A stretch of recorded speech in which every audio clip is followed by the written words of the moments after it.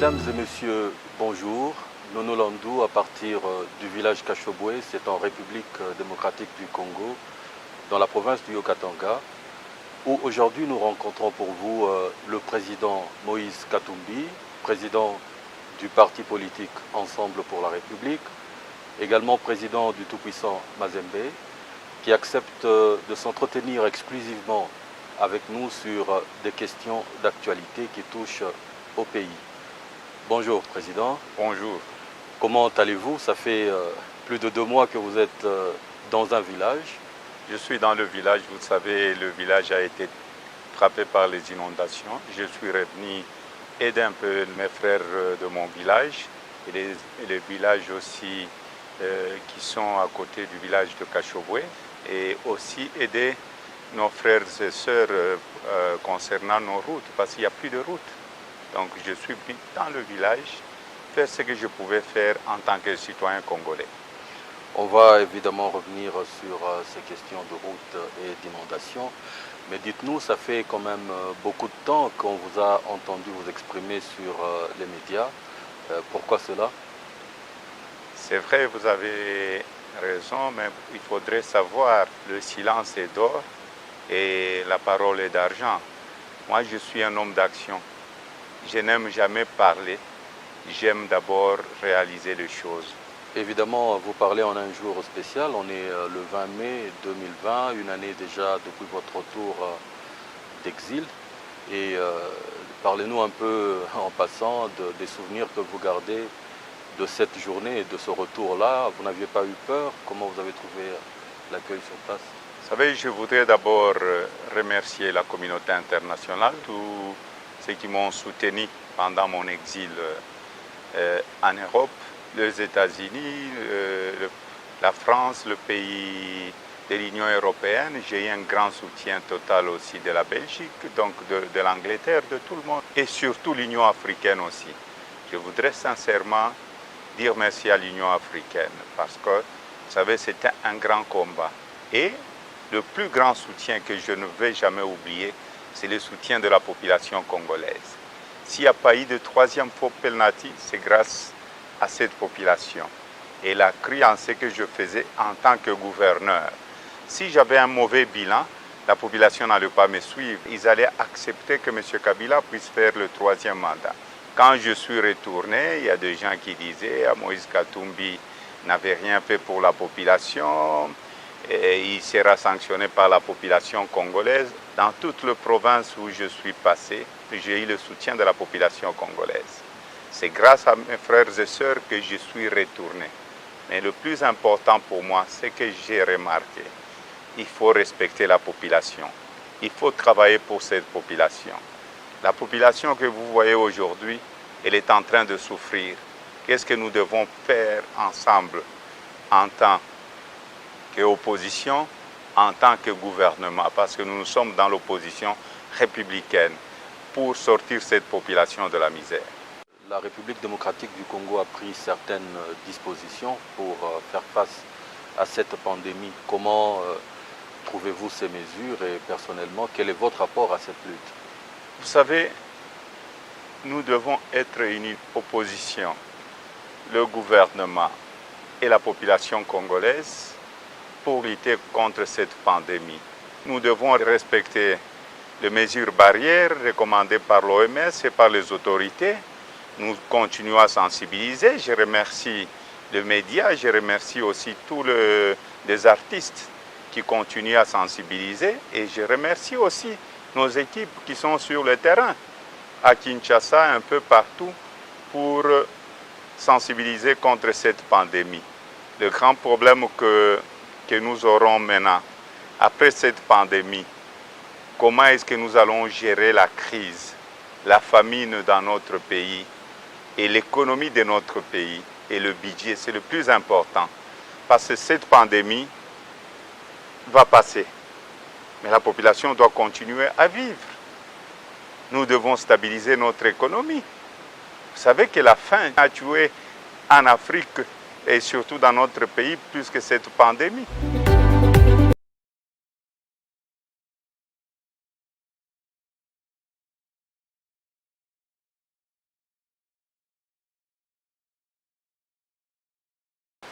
vous avez mentionné, on va y revenir, la crise économique qui vient et déjà sur terrain, on remarque l'envolée de taux d'échange des devises étrangères. Qu'est-ce qui peut être préconisé pour faire face à cette guerre économique qui commence? Je vais faire marche arrière. Je n'aime jamais parler du passé. Quand j'étais encore gouverneur, le dollar était à 920 maximum.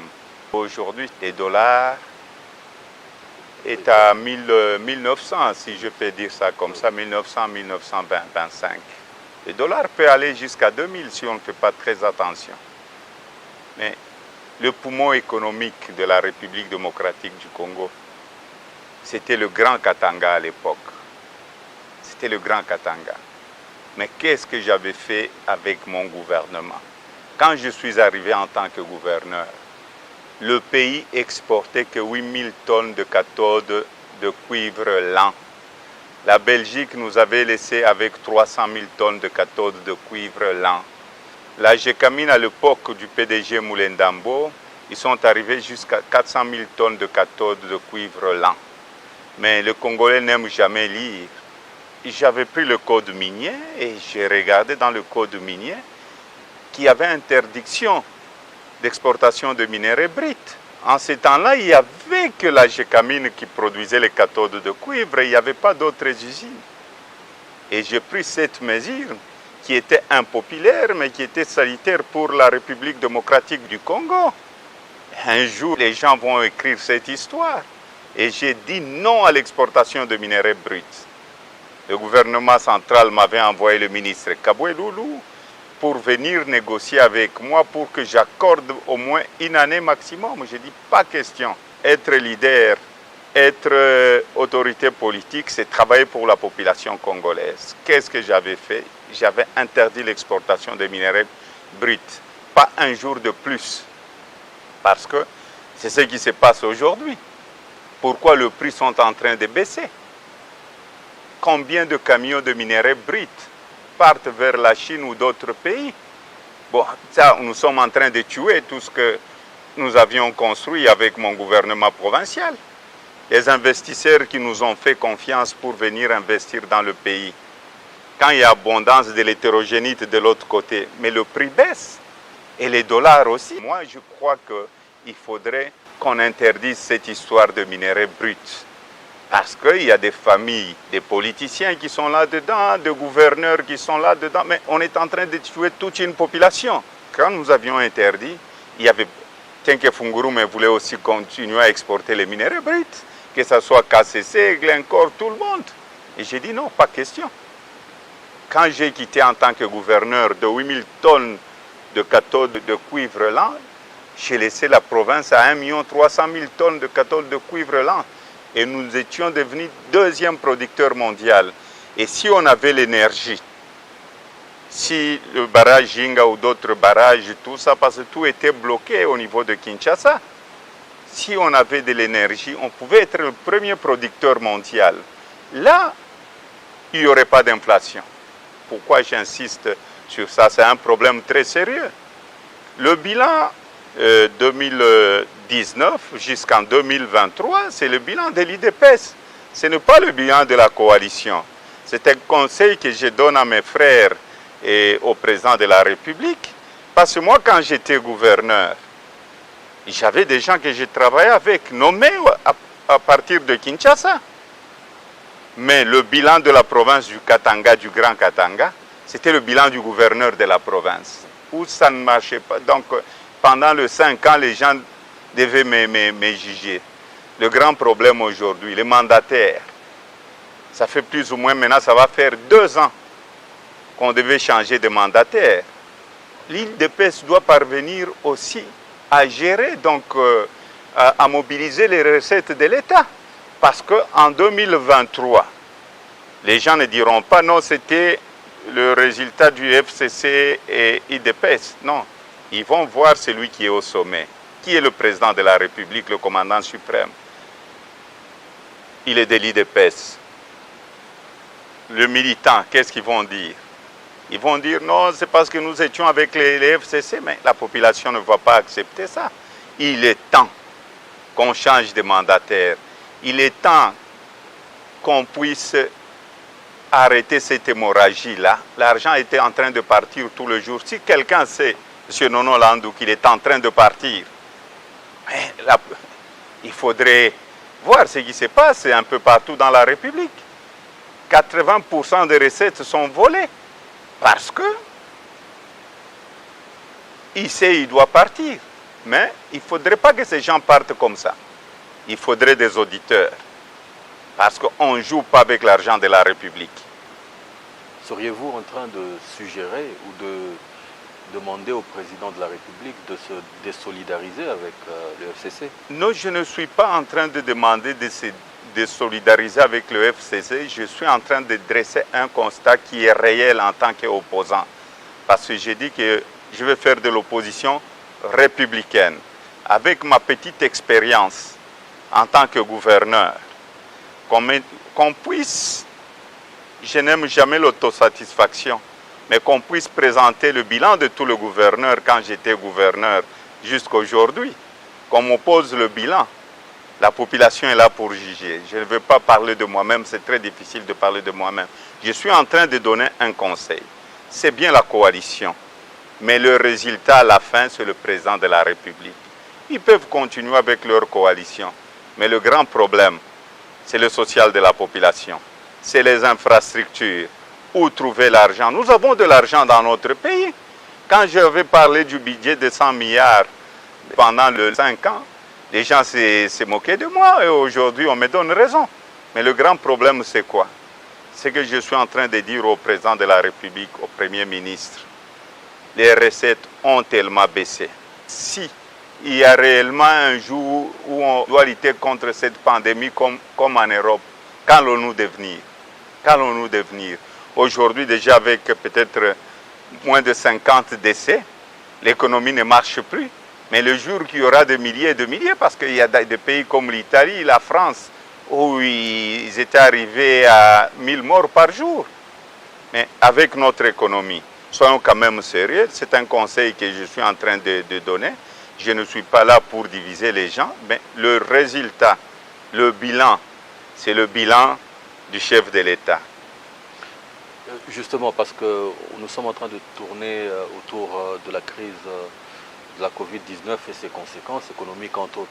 Mais vous, personnellement, qu'avez-vous fait de concret pour aider jusqu'à présent? Vous savez, on est en train de faire beaucoup de choses. Je n'aime pas parler de ce que je suis en train de faire. Il y a mes jeunes qui sont à Kinshasa. Il y a un peu partout à l'est du pays. Nous avons envoyé du matériel. Et nous continuons encore à envoyer du matériel. Nous avions envoyé aussi un lot de thermomètres laser et même de masques qu'on continue à distribuer. Mais je n'aime pas parler. Vous savez, moi, je suis un chrétien. Mais parfois, il faut parler de ça, malheureusement. Il ne faut pas oublier la population à cause du Covid.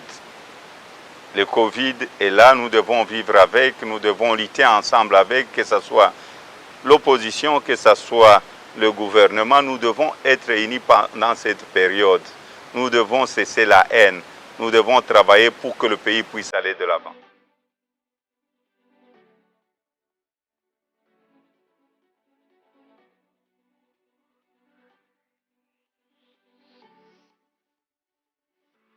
Président, c'est juste pas loin de votre village. Nous avons remarqué des inondations terribles. Votre village également a été frappé.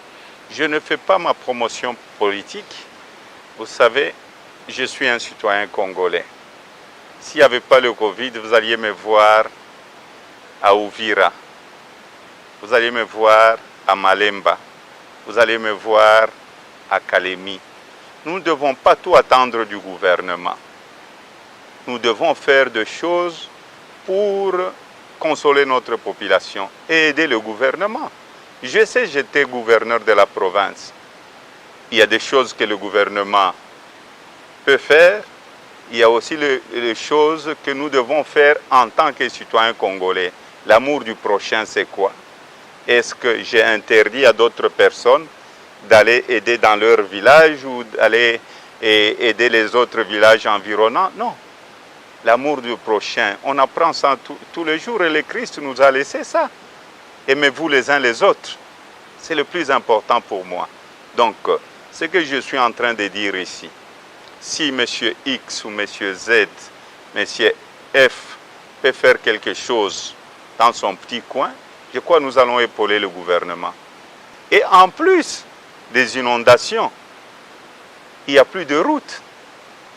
Toutes nos routes que nous avions laissées, par exemple, ici dans le Grand Katanga, n'existent plus. On vous a d'ailleurs vu marcher les pieds nus dans l'eau sur Oui, je une suis... des routes. Vous savez, j'étais en train de marcher pour montrer aux autorités qu'il ne faut jamais rester dans le bureau. Et il ne faudrait pas dire non, ça ce sont des routes nationales ou des routes qui n'appartiennent pas à la province. Quand j'étais gouverneur de la province, avec mon gouvernement provincial, mais M. Nono Landou, vous étiez témoin, nous, on quittait Lubumbashi le matin pour arriver à Dilolo le même jour. Combien de bus ont croisé le matin de Lubumbashi à Dilolo? Le bus partait de Lubumbashi à 6 h pour arriver à Dilolo vers 16 h. Le bus quittait Lubumbashi pour arriver à 6 h du matin pour arriver à Kalemi à 22 h. Mais aujourd'hui, toutes ces routes n'existent pas. Et je me rappelle ce que ma mère me disait, que le mot entretien n'existe pas dans nos langues congolaises. J'ai laissé de routes, que ce soit de Lubumbashi jusqu'à Kapanga, que ce soit de Lubumbashi jusqu'à Mitwaba, de Lubumbashi jusqu'à Uvira avec le projet ProRoute, parce que le gouvernement provincial avait préfinancé aussi au début sur le projet ProRoute. Alors, qu'est-ce qui restait? Et nous avions laissé des ateliers. Et ces ateliers ont été répertoriés. La maintenance seulement, là où il y a de bourbiers. Mais il ne faut pas oublier d'où viennent nos produits agricoles. Quand j'étais gouverneur de la province, prenons la route de Kasumbalesa jusqu'à Kolwezi. Les camions faisaient combien de temps? 2-3 semaines pendant la saison de pluie.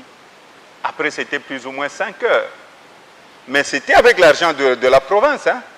Ce n'était pas avec l'argent sinon congolais. J'ai construit le pont de Lualaba avec mon gouvernement provincial.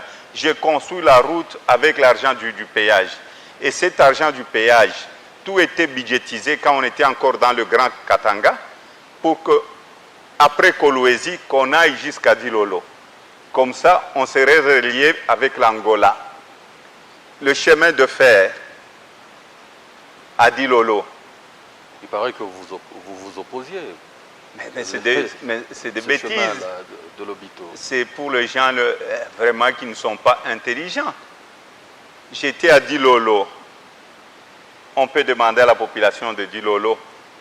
J'ai insisté pour qu'on puisse relier l'Angola avec Lubumbashi, Kolwezi par le chemin de fer. Et j'avais construit la douane, une douane moderne qui existe à Dilolo. Et j'avais écrit au gouvernement central sur la réouverture. Je suis parti en tant que gouverneur depuis 2015. Aujourd'hui, nous sommes en 2020. Donc, pendant les 5 ans, j'avais le pouvoir de bloquer cette frontière-là. Non, c'est la malhonnêteté intellectuelle. Les gens n'ont pas besoin de cette malhonnêteté intellectuelle. Qu'on aille montrer vous avez les images, vous pouvez montrer la douane. Quand je suis allé même inaugurer. Et j'ai écrit au gouvernement central, le salut du Katanga, c'est le chemin de fer de Lobito à Lubumbashi. Et là, même le trafic qui va vers la Zambie. Bon. Pourquoi je voulais mettre aussi la route asphaltée de Kolwezi jusqu'à Dilolo? C'est parce que tout ce qui arrive à partir de l'Angola, il y a les délais, il y a le coût de transport aussi en provenance de l'Europe. Et quand j'ai refait la route de Kolwezi, il y a les gens qui ne voulaient pas que je fasse, quelques politiciens véreux là, qui ne voulaient pas que je puisse faire cette route-là. Nous, à l'époque, en tant que gouverneur, je n'avais pas la redevance minière. Mais qu'on puisse nous dire où va l'argent de la redevance minière. Et cet argent de la redevance minière devait aller à l'asphaltage de Dilolo pour asphalter la route de Kolwezi aussi jusqu'à Musumba. Donc, avec le péage et tout ça. Kalemi, Mitouaba, j'avais commencé à asphalter la route de Mitouaba avec le péage et aussi avec la taxe voirie et la taxe concentrée. Qui avait créé cette taxe? C'était moi, M. Nono Landou. La taxe voirie ou la taxe concentrée. Combien de projets j'ai laissés avec cette taxe? Le problème qui est là, s'ils font le mal, je serai le premier à dénoncer et à donner des conseils. Justement, pour rester dans la même logique des infrastructures, on vous a dernièrement vu inaugurer une salle de réanimation moderne à Kashobwe. Certaines langues ont parlé de vous qui ne s'occupe que de votre village et que vous n'avez pas suffisamment laissé d'hôpitaux à travers le Katanga. En tout cas, je ne veux même pas énumérer le nombre d'hôpitaux, la réhabilitation des hôpitaux. L'hôpital Sendoué, j'ai réhabilité l'hôpital Sendoué, j'avais laissé le projet aussi. On vient de l'inaugurer. On vient de l'inaugurer, ce sont des projets que j'ai laissés en cours, mais vous avez les images. Et j'avais hypothéqué la taxe de la frontière de Kasumbalesa. On avait déjà fait une grande partie. Je peux énumérer quelques hôpitaux. Si je dois revenir à votre question. 1. L'hôpital du cinquantenaire à Lubumbashi. L'hôpital de Kipushi. La réhabilitation de l'hôpital de Sakanya. La réhabilitation de l'hôpital de Kolwezi Mwangeji. Et j'avais demandé à KCC de construire aussi un hôpital à Kolwezi à l'époque. J'ai réhabilité l'hôpital de Manono, j'ai réhabilité l'hôpital de Kalemi, j'ai réhabilité l'hôpital même de la SNCC. Et j'ai même réhabilité la clinique universitaire de Lubumbashi. Donc la liste est longue, je ne peux même pas énumérer ce qu'on a fait. Bon, si je venais de faire ça à Kashobwe, vous savez comment Kashobwe a été vilipendé. Quand je suis parti en exil, on a envoyé plus de 150 commandos dans un petit village. Ici, l'hôpital que j'ai laissé à Kashobwe et l'hôpital que j'ai retrouvé, c'était la mauvaise foi. Vous pouvez punir M. Moïse Katumbi, mais il ne faut pas punir la population. Cette population a droit de vivre. Et je peux vous parler d'autres infrastructures. Qu'on puisse me dire le nombre de kilomètres dans toute la République que le gouvernement central avait fait à l'époque, comparé avec ce que nous avions fait au Katanga, qu'on puisse me montrer seulement une province qui a fait plus de 1000 kilomètres de routes asphaltées et 4000 kilomètres de routes en terre. Et je peux vous dire, de Lubumbashi à Kasumbalesa, ça vous fait combien de kilomètres? C'est avec l'argent de la province. Ce n'était pas avec des dons de gauche à droite ou l'argent du gouvernement central. Le pont que nous avions construit sur la route de Kolwezi, changer tous ces ponts, c'est le gouvernement provincial. Il a quand même été inauguré. Non, mais vous savez qui l'a inauguré, mais il faut être correct. J'étais là quand M. Kabila avait inauguré le pont pour la deuxième fois. Il est allé même inaugurer le pont que j'ai construit à Kalemi pour la deuxième fois. Mais ça, c'est rien du tout. L'essentiel est que j'ai construit et la population sait qui avait construit cette route et le pont aussi. Mais j'étais tout le temps avec vous. Et le grand problème que nous avons aujourd'hui, que devons-nous faire ensemble pour sauver ce pays? Parce qu'on voit des bandits qui ont pillé ce pays se promener comme des rois dans notre pays. Cette impunité-là, aussi longtemps que ça va continuer, le Congo ne va pas décoller. Le Congo ne va pas décoller. Il y a des gens qui ont 2 milliards au détriment de la population congolaise. Non, trop c'est trop. Et cet argent pouvait revenir même pendant cette période du Covid et dire au gouvernement central, voilà, je remets ce que j'avais pris au détriment de la ville de Kinshasa, au détriment de la ville de Bukavu, au détriment du Kassai. Et on avait menti à la population.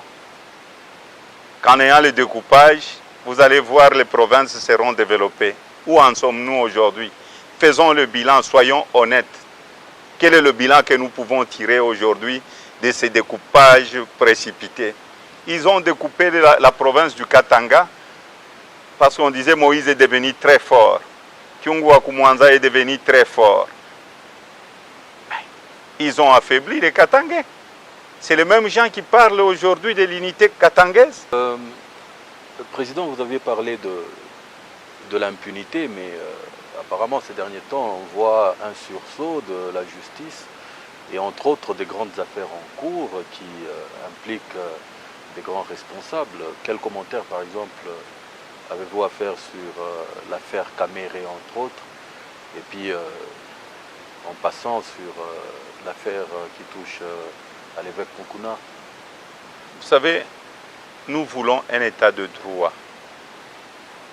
Si nous nous sommes bâtis, c'est pour un état de droit. Je vais vous parler un peu du passé.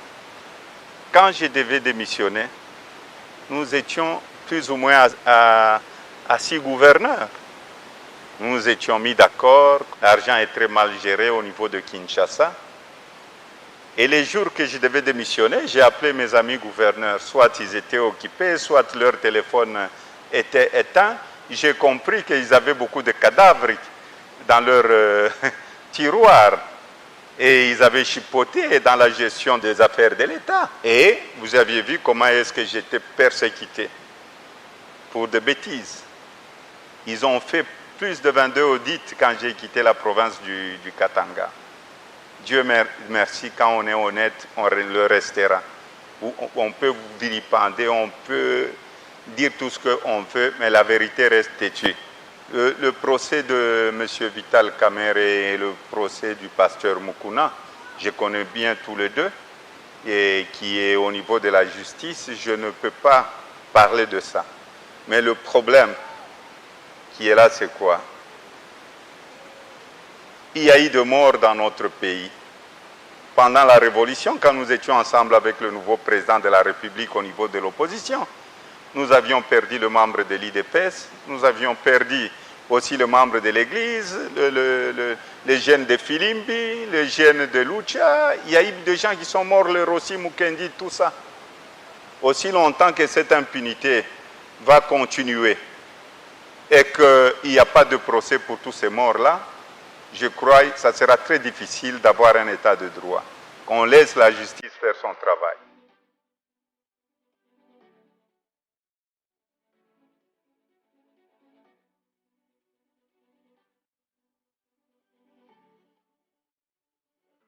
Récemment, votre plateforme électorale Ensemble pour le changement avait été mutée en parti politique Ensemble pour la République. L'annonce a été faite avec grande pompe et puis par après, silence radio. S'est-il s'agit d'un mort-né ou les choses se poursuivent-elles? Vous savez, je voudrais d'abord remercier le président des partis politiques qui sont venus avec moi pour créer un grand parti politique. Je voudrais dire sincèrement merci à leurs partis qui ont accepté de faire un grand parti politique. Je sais que ce n'est pas facile. Nous avons annoncé la création de notre parti politique. Nous sommes en train de travailler avec le secrétariat général. Nous allons introduire bientôt au ministère de l'Intérieur toute la documentation et le moment venu, nous allons annoncer quand est-ce que nous allons lancer le parti politique. Le plus important pour moi, c'est de changer le Congo de demain. Et comment est-ce que nous pouvons sortir de cette misère noire? Parce que nous avons un pays qui est très riche, un pays que tout le monde envie aujourd'hui, mais où nous n'arrivons pas à décoller.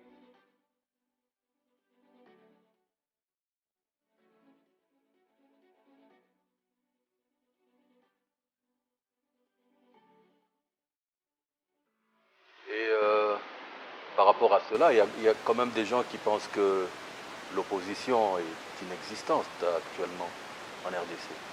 Qu'est-ce que vous leur répondez? L'opposition est là. Je crois que la Mouka existe encore. Je sais que vous allez parler peut-être de la Mouka. Oui, justement. Mais il y a des problèmes dans chaque famille. C'est à nous de le résoudre. C'est ça même la démocratie. C'est ça même le socle de la démocratie. S'il y a des divergences, c'est à nous de montrer notre maturité. Nous sommes dans la Mouka. nous sommes là et que l'opposition est là. Et l'opposition, pendant cette période, doit travailler main dans la main avec le gouvernement pour lutter contre cette pandémie. Et je vous dis en passant aussi combien de morts il y a aujourd'hui dans notre pays avec la malaria, la rougeole. Et on a été frappé par Ebola aussi. Mais il y a aussi une grande pandémie qu'on oublie, l'insécurité. Ah oui, Au niveau, non, ce n'est pas seulement à Lubumbashi. C'est à Kolwezi, c'est à l'est du Congo. Nous devons travailler ensemble. Nous devons sensibiliser notre population. On n'a pas besoin de morts. Il y a eu des gens qui ont été tués pendant la période de manifestation, qui restent impunis. Et cette impunité continue jusqu'à aujourd'hui. À Lubumbashi, quand j'étais gouverneur de la province, c'est un exemple que je donne même partout, que ce soit dans le Lualaba. Responsabiliser l'inspecteur général de la police en donnant des moyens. Tel quartier, dites-moi le nom du commandant qui va sillonner ce quartier-là. S'il y a un problème, ce commandant-là doit se retrouver en prison. C'est comme ça qu'on protège une population. Et dans des quartiers aussi, le gouvernement provincial doit tout faire. Ils doivent diviser, par exemple, la ville de Lubumbashi, peut-être en 8 ou en 10, suivant le nombre de communes aujourd'hui et la commune annexe. Il y a des grandes communes où on peut avoir 3 commandants et leur responsabiliser et bien payer aussi les policiers. Nous demandons à tous les gouverneurs là où il y a de l'insécurité, ils doivent être près de la population. Mes chers amis, cette histoire de l'insécurité à Lubumbashi, mais il y a des responsables, il y a des policiers, il y a des militaires partout. Mais vous leur dites, s'il y a un problème dans telle zone, le type doit être sanctionné, il doit être puni. Avec tous les policiers qui ont été dans cette commune. Mais qu'est-ce qu'on voit aujourd'hui? Personne n'est puni. C'est pourquoi je parle de cette impunité. À Kolwezi, que ce soit Lubumbashi, que ce soit Kasumbalé, ça quand on était là. La priorité numéro 1, c'était la sécurité. S'il n'y a pas une bonne sécurité, il n'y a pas des investisseurs. Je vois les jeeps de police, tout ça, mais responsabiliser des gens, diviser nos communes en 3 ou en 4 ou en 2. Tout dépendra du gouvernement provincial du Haut-Katanga, du Lualaba ou du gouvernement provincial de l'Ituri aussi. Aujourd'hui, on pleure de morts à l'est du Congo, même dans nos grandes villes. Et on trouve ça normal. On trouve ça normal. Ça doit cesser. Cette population-là doit dormir tranquillement. Elles n'ont pas de quoi manger aujourd'hui. Y ajouter l'insécurité. Mais c'est une bombe atomique qu'on est en train de créer. Être responsable, c'est quoi? D'abord, c'est la sécurité de la population. Qui regarde s'il y a des policiers, s'il y a des commandants qu'on doit changer, qu'on les change. Qu'on les change. Trop, c'est trop. On a assez pleuré nos gens, même dans nos villes. Il n'y a pas la guerre à Lubumbashi ou à Kolwezi. Cette insécurité-là, quel est le rôle du Conseil de sécurité dans la province? Qu'on commence par sanctionner le commandant dans telle commune. Monsieur, je vous ai donné de tous les moyens, le carburant, le véhicule et le frais de mission, tout ça. Et là, il y a eu des morts. Vous êtes responsable, vous êtes à la Cassapa. Vous les envoyez à l'auditorat militaire. Vous allez voir qu'il n'y aura plus d'insécurité.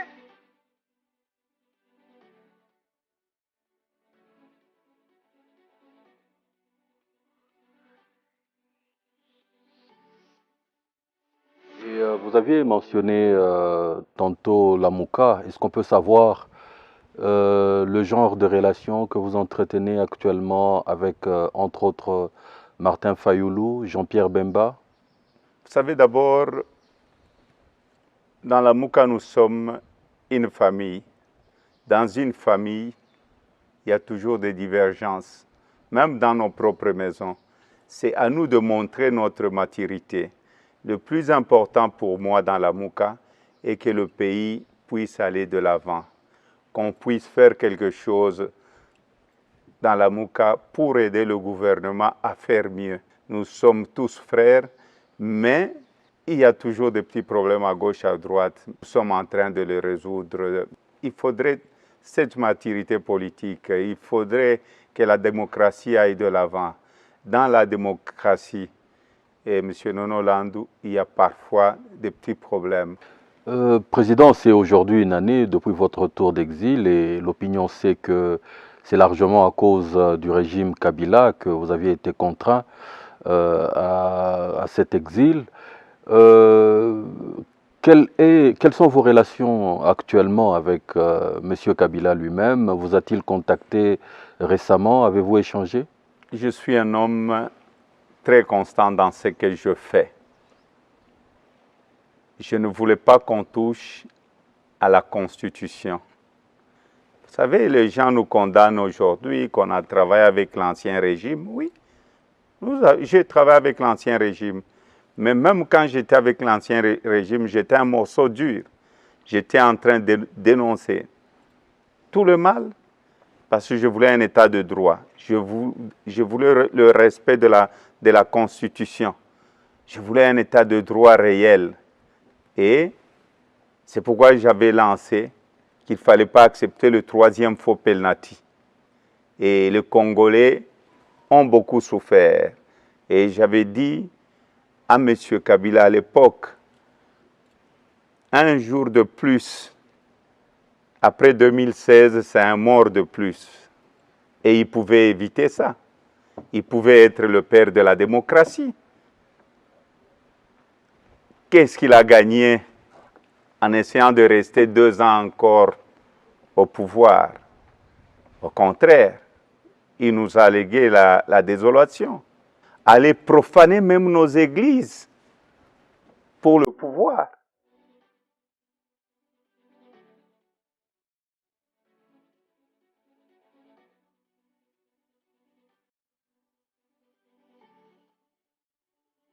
Et parce que vous aviez souvent parlé d'opposition républicaine, et s'il s'avérait que l'actuel chef de l'État vous tende la main, accepteriez-vous de pouvoir travailler avec lui?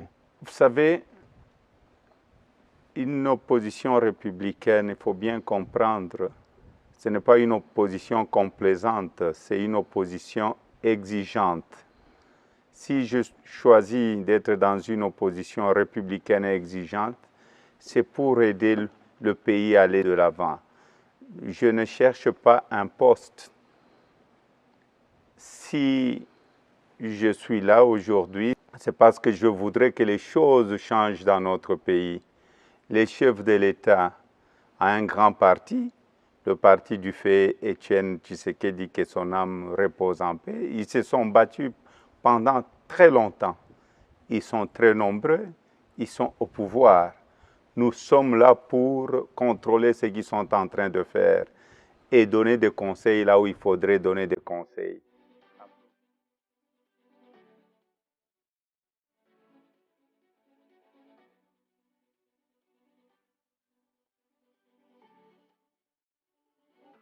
Les dernières élections présidentielles en République, pas seulement présidentielles, en général, les dernières élections ont quand même été très contestées.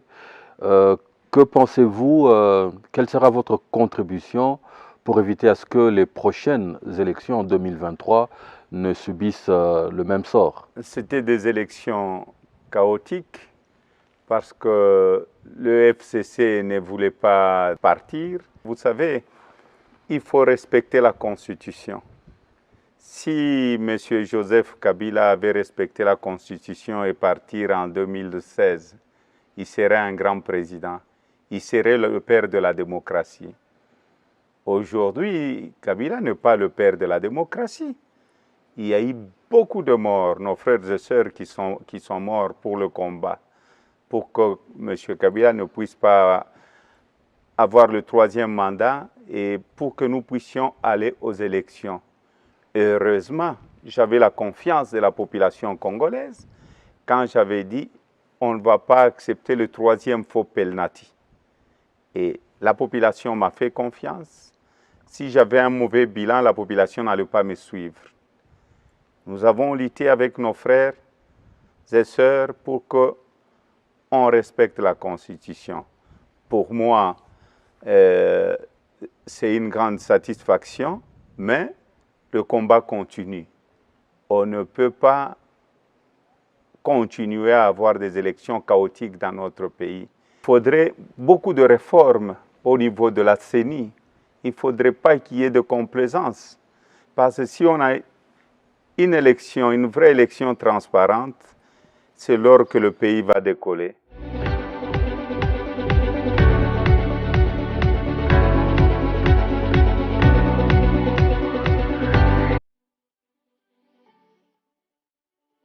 Moïse Katumbi, on ne peut pas terminer un entretien avec vous sans parler football et précisément de votre équipe, le TP Mazembe, qui vient d'être sacré champion de la Ligue nationale de football. Donc après que le championnat ait été arrêté pour cause de Covid-19. Mais là également, il y a des mécontents qui pensent que vous avez été favorisé.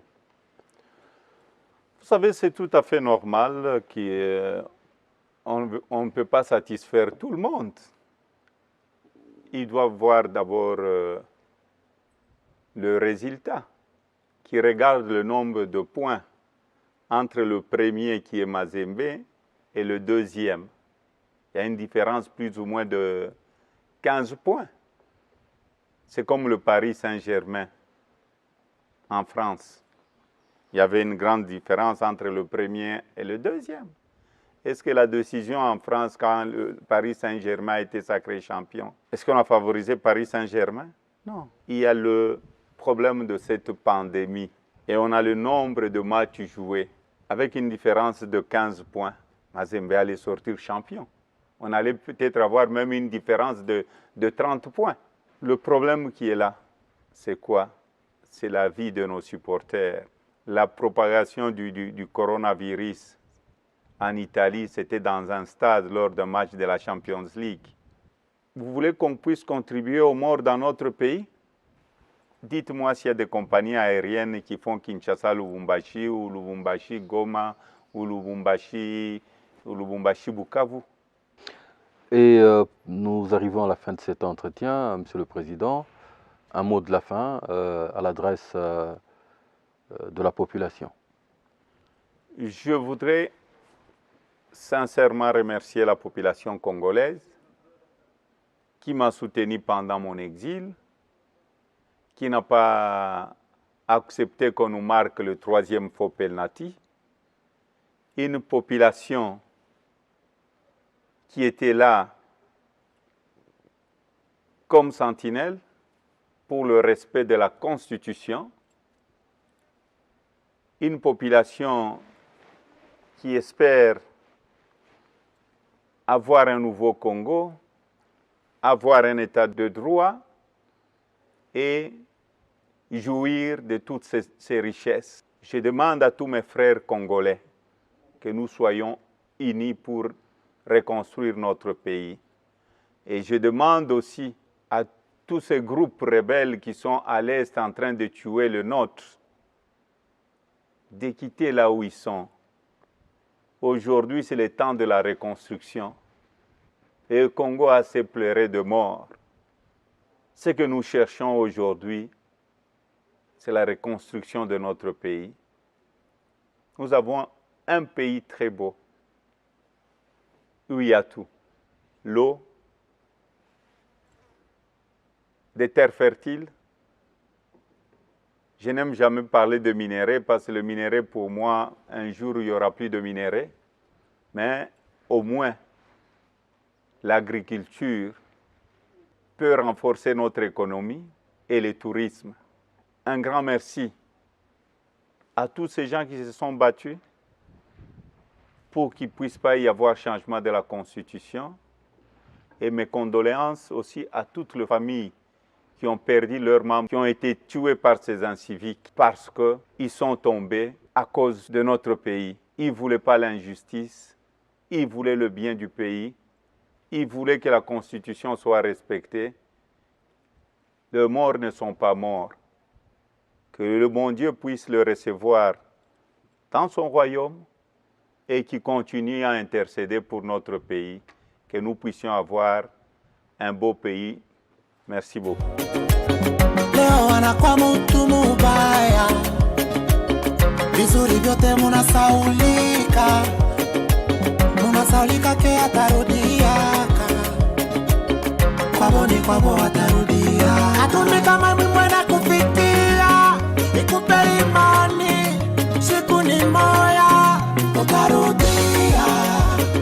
Tukumbashe matutakupota.